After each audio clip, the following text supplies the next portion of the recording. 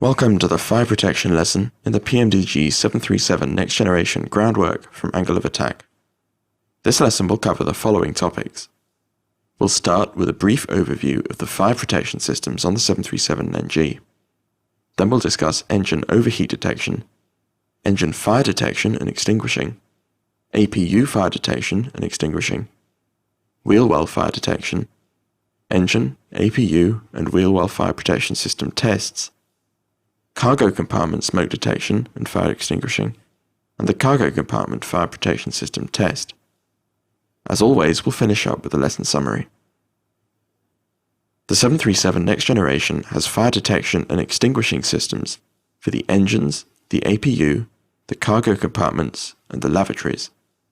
The main gear wheel well also has a fire detection system, but no fire extinguishing capability. As well as fire detection and extinguishing systems, the engines also have overheat detection capability. The various fire detection and extinguishing systems have a clear purpose: to combat one of the most dangerous threats to safety in the air: fire.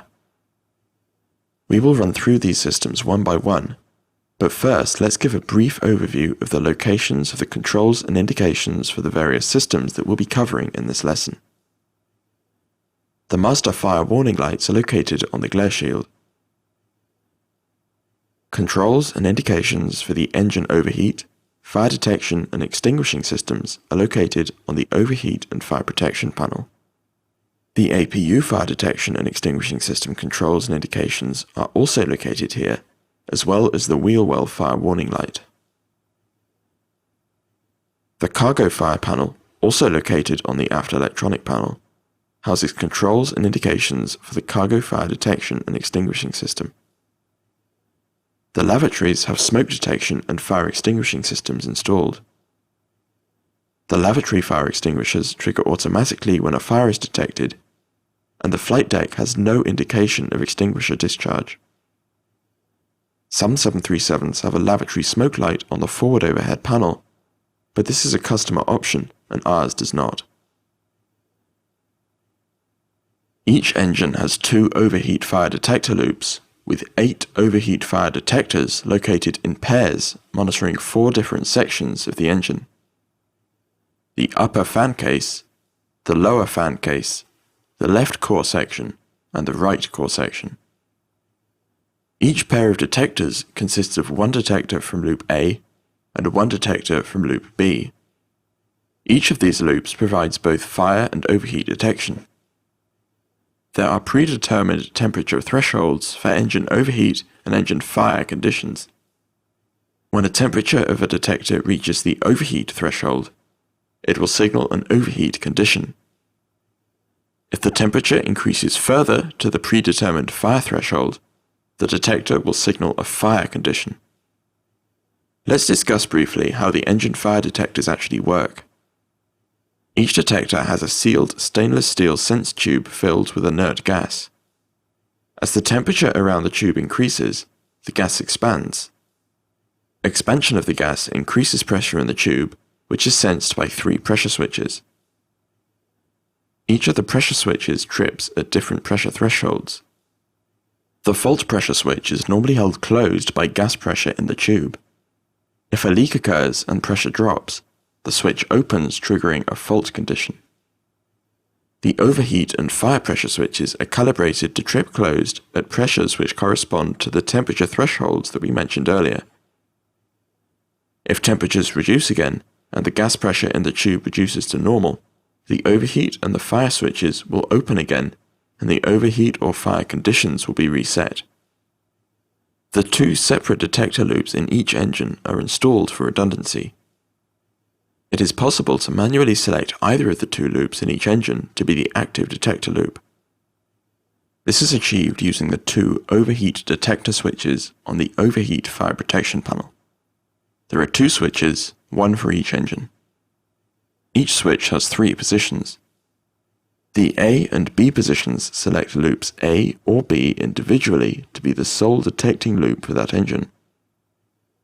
With the switch in the normal position, both loops must sense an overheat or fire condition before a warning is activated. The normal position also provides redundancy. If the normal position is selected and one loop fails, that loop is automatically deselected and the remaining loop remains active as a single detector loop. For this reason, standard procedure is to use the normal position. A detector loop failure may be indicated by the illumination of the fault light on the overheat fire protection panel. Whether or not the fault is actually indicated, however, depends on the position of the overheat detector switches. If the switches are in the normal position and one of the loops on either engine fails, there will be no indication of the failure. If a failed loop is manually selected using either of the overheat detector switches, the fault light will illuminate, indicating failure of that loop. If the switch is in the normal position and both loops for an engine fail, the fault light will illuminate. So to summarize, the fault light will only illuminate if a failed loop has been manually selected using one of the overheat detector switches, or if both loops on an engine have failed.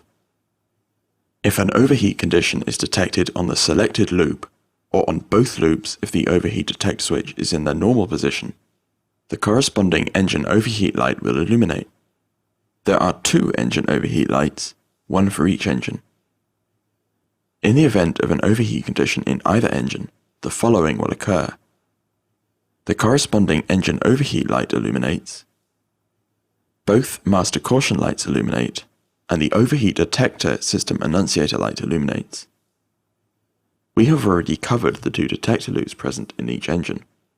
When the detectors sense a temperature higher than the overheat threshold, they trigger an overheat warning.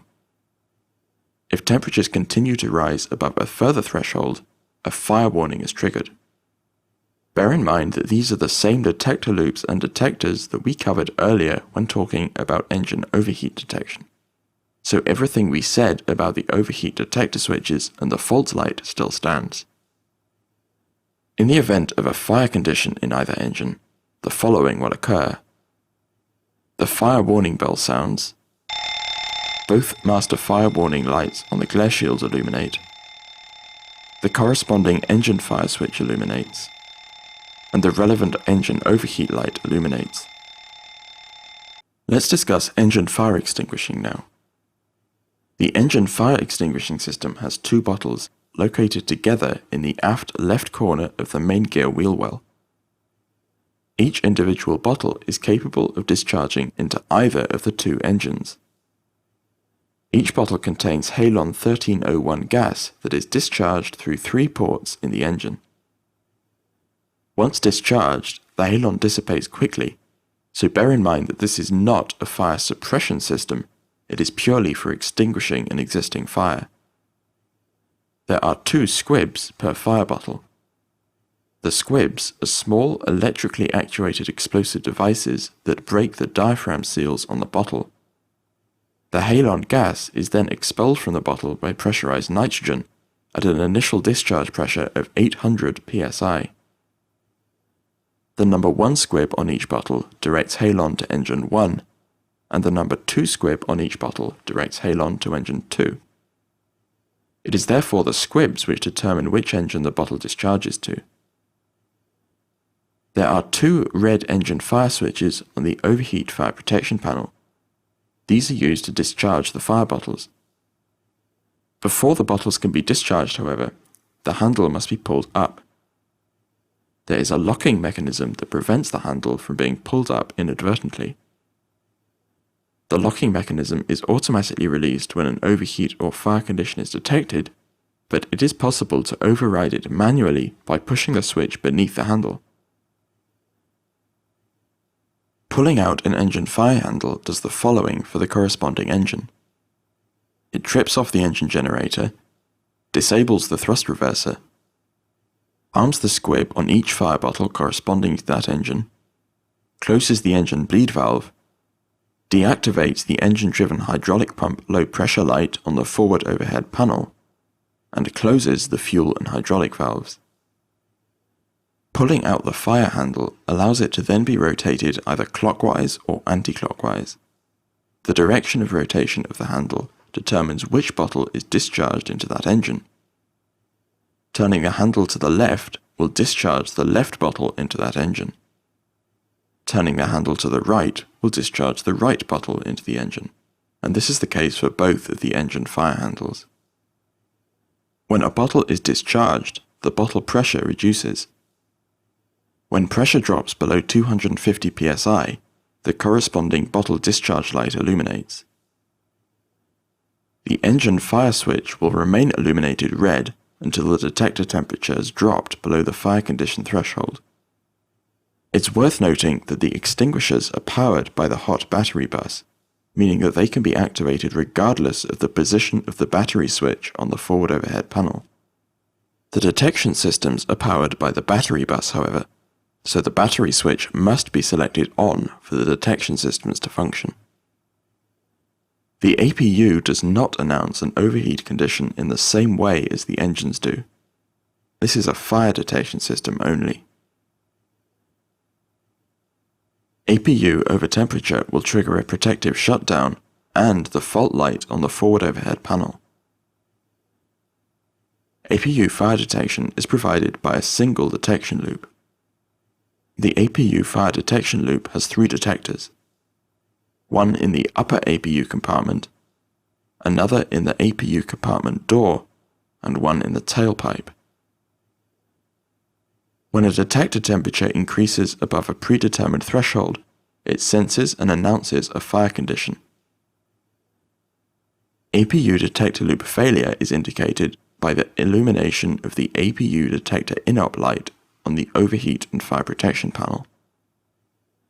The APU fire detectors are of a type similar to those used in the engines. As temperature rises, the pressure of the inert gas in the sense tube increases, tripping a pressure switch which supplies a fire signal. There is also a fault pressure switch which opens when pressure drops below normal and triggers a fault condition. In the event of a fire condition in the APU, the following will occur. The fire warning bell sounds. Both fire warning lights on the glare shield illuminate. The APU fire switch illuminates, and the fault light on the APU panel illuminates, triggering a master caution and the APU system annunciator light. Additionally, a warning horn in the main gear wheel well sounds, and a co-located warning light flashes. There is actually a means of discharging the APU fire bottle from down there in the wheel well using the APU ground control panel. The APU will shut down automatically when a fire is detected, but extinguishing the fire still needs to be commanded manually, however, so let's move on to that now. The APU has its own fire bottle, also containing Halon 1301. The APU fire bottle is located in the horizontal stabilizer accessory compartment and has a single squib that breaks the diaphragm seal on the bottle and discharges the halon into the APU compartment. There is an APU fire switch on the overheat fire protection panel that functions similarly to the 2 engine fire switches. It is locked down until the APU fire detector loop senses a fire condition, but like the engine fire switches, the lock can be overridden by pushing the switch beneath the handle. Pulling out the APU fire handle does the following. It trips off the APU generator, arms the APU fire bottle squib, closes the APU bleed valve, closes the APU fuel shutoff valve, and closes the APU air inlet door. Like the engine fire handles, the APU fire handle can then be rotated to discharge the bottle. The APU fire switch can be rotated in either direction, but as there is only one bottle with only one squib, it makes no difference which direction you rotate it. That said, it's best to rotate the switch to the right so that the annunciator lights are still visible from the first officer's perspective. When the bottle is discharged and pressure reduces below 250 psi, the APU bottle discharge light illuminates. The APU fire switch will remain illuminated red until the detector temperature has dropped below the fire condition threshold. Similarly to the engine fire extinguishing system, APU fire extinguishing is powered by the hot battery bus. The detection system is powered by the battery bus. The main landing gear wheel well has a fire detection system, but there is no fire extinguishing system. The nose landing gear wheel well has neither a fire detection system nor a fire extinguishing system. There is a single overheat sensing element mounted on the ceiling of the main landing gear wheel well. This element is a thermistor type, where resistance varies inversely proportional to temperature. This means that an increase in temperature results in a decrease in resistance. This reduction in resistance allows a current to pass through the element, triggering a fire alert. The resistance is low enough to permit passage of current at and above approximately 205 degrees Celsius, so this is the fire warning threshold for the wheel well. In the event of a fire condition in the wheel well, the following will occur. The fire warning bell sounds, both master fire warning lights illuminate, and the wheel well fire warning light illuminates on the overheat fire protection panel. There is no indication of a wheel well detector loop failure, and fire detection for the wheel well is powered by AC transfer bus number 2. Now that we've covered the engine, APU and wheel well fire protection systems, let's run through the associated tests actuated by switches on the overheat fire protection panel. The fault in-op test is initiated by holding the fault in-op and overheat fire test switch to the fault in-op position.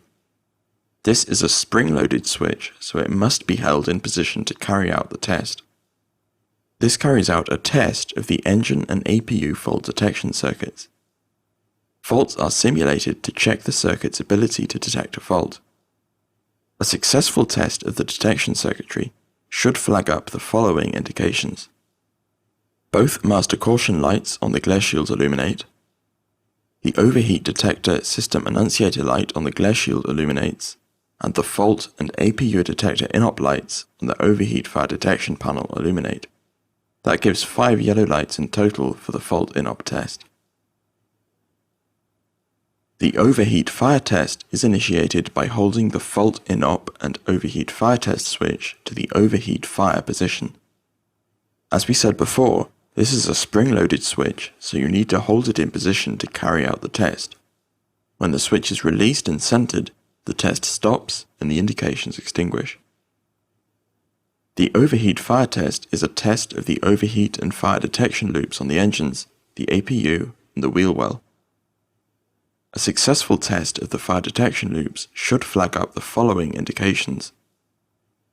The fire warning bell sounds. Both master fire warning lights illuminate. Both master caution lights illuminate. The overheat detector system annunciator light illuminates. Both engine fire switches illuminate. The APU fire switch illuminates. Both engine overheat lights illuminate. And the wheel well fire warning light illuminates. That gives 11 lights in total, a combination of red and yellow, and the bell. Additionally to the indications on the flight deck, the overheat fire test also activates the APU fire warning horn and a flashing light in the wheel well. We mentioned earlier where we were talking about the wheel well fire detection system that it is powered by AC transfer bus number 2. In contrary, all of the systems tested by the overheat fire test are powered by either the hot battery bus or the battery bus, so will indicate correctly even without AC power.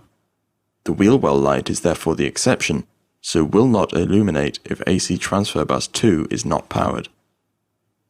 The extinguisher test is initiated by holding the extinguisher test switch to the 1 or 2 positions.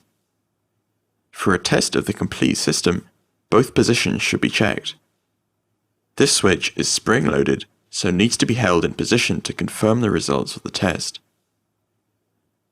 We discussed earlier that fire bottle discharge is achieved by the firing of a squib which punctures the diaphragm seal on the bottle and frees the contents. The extinguisher test is a test of the circuit continuity between the engine and the APU fire switches and the squibs on the fire bottles. Moving the extinguisher test switch to the 1 position tests the number 1 squib on each engine fire bottle and the single squib on the APU fire bottle. Moving the switch to the 2 position tests the number 2 squib on each engine fire bottle and the squib on the APU fire bottle. There is only one APU fire bottle, and the APU fire bottle only has one squib, so the switch tests the same APU squib in both positions. 3 green lights indicate healthy squib circuitry. So far in this lesson we've covered engine overheat detection, engine fire detection, engine fire extinguishing, APU fire detection, APU fire extinguishing, and wheel well fire detection. Under system tests, we covered the fault in op test, the overheat fire test, and the extinguisher test. Later in this lesson we will cover cargo compartment smoke detection, cargo compartment fire extinguishing, cargo compartment fire protection system test, and a lesson summary. The 737 has 2 cargo compartments, forward and aft. Both holds are sealed and pressurized, but have no fresh air circulation or temperature control, although some heating is provided by cabin air exhausted around their walls. Cargo compartment smoke detection and fire extinguishing systems are installed for both cargo compartments. Like the engine and APU fire bottles, the cargo compartment bottles use Halon 1301. Let's dive into the cargo compartment smoke detection system now. Cargo compartment fire warnings are triggered by smoke detectors in each compartment. The forward cargo compartment has 4 smoke detectors, 2 in loop A and 2 in loop B. The aft cargo compartment has 6 smoke detectors, 3 in loop A and 3 in loop B. It is possible to manually select either of the 2 loops to be the active detector loop in each cargo compartment. This is achieved using the 2 detector select switches on the cargo fire panel. There are 2 switches, one each for the forward and aft cargo compartments respectively. With either A or B selected, the system acts as a single loop system, and a fire alert will be activated only when a detector from the selected loop detects smoke. With the normal position selected, a detector from loop A and a detector from loop B must detect smoke to trigger an alarm. The normal position also provides redundancy. If the normal position is selected and one loop loses power, it is automatically deselected and the remaining loop remains active as a single loop. A detector loop failure may be indicated by illumination of the detector fault light on the cargo fire panel. Similarly to the engine loop selectors, whether or not the light illuminates depends on which loop is selected by the detector select switches. The detector fault light indicates that at least one of the selected loops has failed in either compartment. If one loop has failed, for instance, but the still functioning loop has been selected with the detector select switches, the detector fault light would not illuminate. With the detector select switches in the normal position, an illuminated detector fault light indicates that both loops in either cargo compartment have failed. The smoke detectors use photoelectric cells to detect smoke. They send an alarm signal when smoke is detected, or if air temperature rises above 110 degrees Celsius. In the event of a smoke or overheat condition in either compartment, the following will occur. The fire warning bell sounds, both fire warning lights illuminate on the glare shield, and the forward or aft cargo fire warning light or lights illuminate on the cargo fire panel.